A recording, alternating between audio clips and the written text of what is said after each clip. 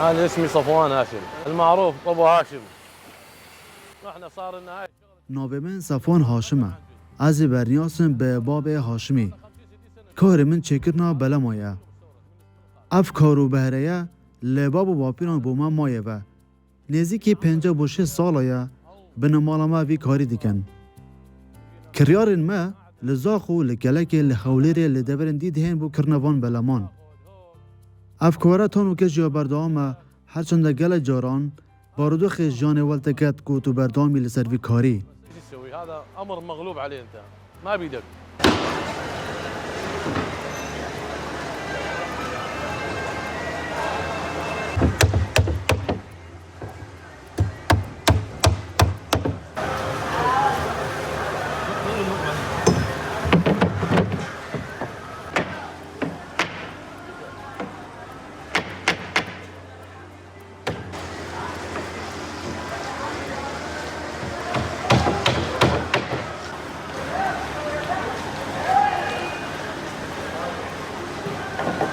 اصلا اقدم منطقه بالموصل هي هاي المنطقه الميدان.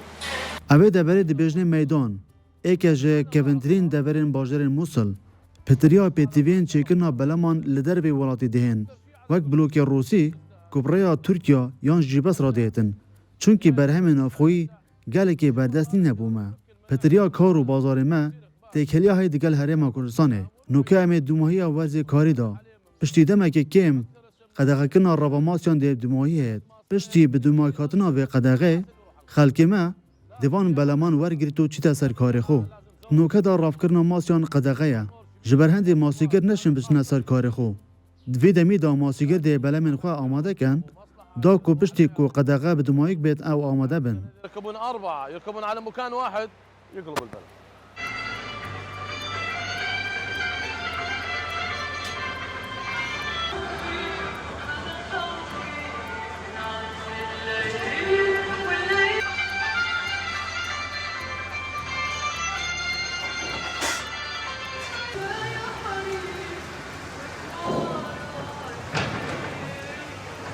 بكل وقت موجود احنا موجود يعني اكو بس شنو اف جور بلمان بو گشتارین گنجای نینه. چونکی گشتیار پتوی به گمین مزن هیا و ماتورن بهزن. هر دیسان اف بلما بو در وی ولاتی به تایبتی بو دریا یا گنجای نیه. چونکی دریا پتوی به گمین مزن و بهز هنه. لدوماهی و پشتی دروس کرنا بشن بلمه ماده سیلیکون لجه پتوی دیت دانان.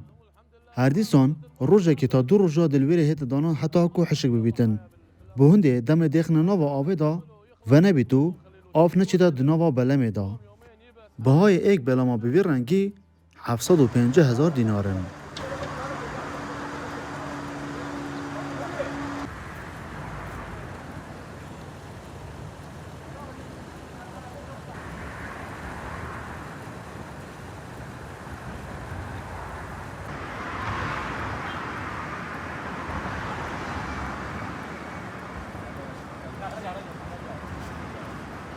هسه نرجع عليه.